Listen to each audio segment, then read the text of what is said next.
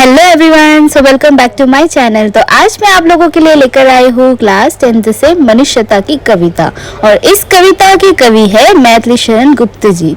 तो चलिए दोस्तों, आगे बढ़ने से पहले अगर आपने अभी तक मेरे चैनल को सब्सक्राइब नहीं किया हो तो प्लीज जाकर सब्सक्राइब कर देना।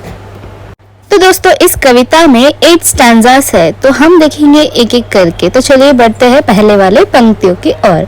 तो कवि कहते हैं कि हमें यह जान लेना चाहिए कि मृत्यु का होना निश्चित है, हमें मृत्यु से नहीं डरना चाहिए। और कवि कहते हैं कि हमें कुछ ऐसा करना चाहिए कि लोग हमें मरने के बाद भी याद रखे। जो मनुष्य दूसरों के लिए कुछ भी ना कर सके, उनका जीना और मरना दोनों बेकार है। मरकर भी वह मनुष्य कभी नहीं मरता जो अपने लिए नहीं दूसरों के लिए जीता हो। और क्योंकि अपने लिए तो जानवर भी जीते हैं, तो कवि कहते हैं कि उनके अनुसार जो दूसरे मनुष्य के लिए मरे, अर्थात जो मनुष्य दूसरों की चिंता करे, वही असली मनुष्यता कहलाता है।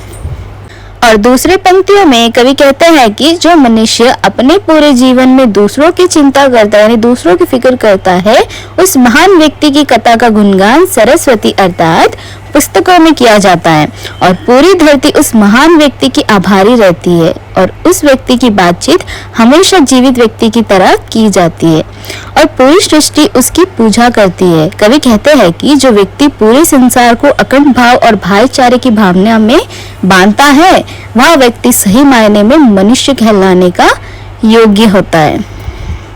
और तीसरे पंक्तियों में कवि कहते हैं कि पुरानी कथाएं ऐसे व्यक्ति के उदाहरण से भरी पड़ी है जिन्होंने अपना पूरा जीवन दूसरों के लिए त्याग दिया, यानी सैक्रिफाइस किया है, और जिस कारण उन्हें आज तक याद किया जाता है। जैसे भूख से परेशान रति देव ने अपने हाथ की आखिरी थाली भी दान कर दी थी, और महर्षि दधीची ने तो अपना पूरा शरीर की हड्डियां वज्र बनाने के लिए दान कर दी थी।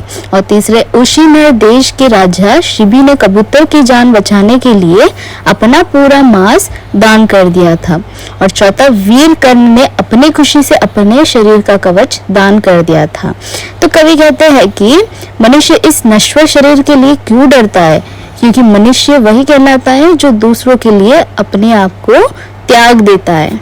और चौथे पंक्तियों में कवि कहते हैं कि मनुष्य के मन में दया व करुणा का भाव होना चाहिए, यही सबसे बड़ा धन है। स्वयं ईश्वर भी ऐसे लोग के साथ रहते हैं, और इसके सबसे बड़ा उदाहरण महात्मा बुद्ध है, जिनसे लोगों का दुख नहीं देखा गया था, और वे लोक कल्याण के लिए दुनिया के नियमों के विरोध चले गए थे। और इसके लिए क्या पूरा संसार उनके सामने नहीं झुकता, अर्थात उनके दया भाव व परोपकार के कारण आज भी उनको याद किया जाता है, और उनकी पूजा भी की जाती है। महान उसको कहा जाता है जो परोपकार करता हो, वही मनुष्य मनुष्य कहलाता है जो मनुष्य के लिए जीता है और मरता है।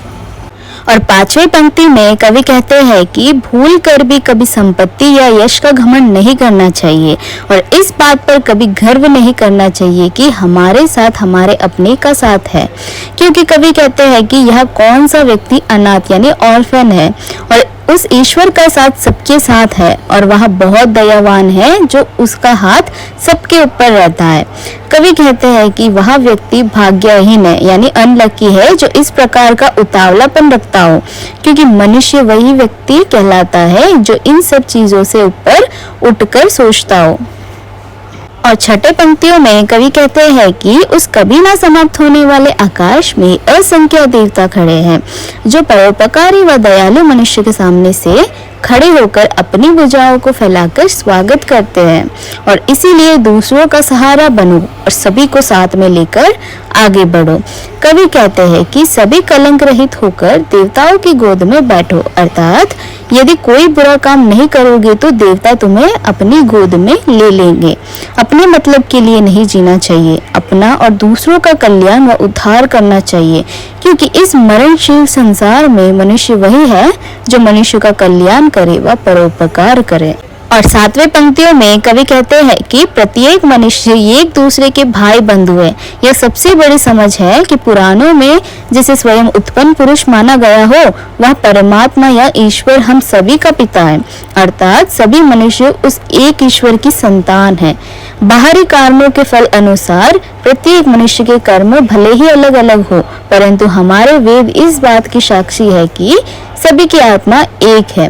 और कवि कहते हैं कि यदि भाई भाई के दुख व कष्टों का नाश नहीं करेगा तो उसका जीना व्यर्थ है, क्योंकि मनुष्य वही कहलाता है जो बुरे समय में दूसरे मनुष्य के काम आता है।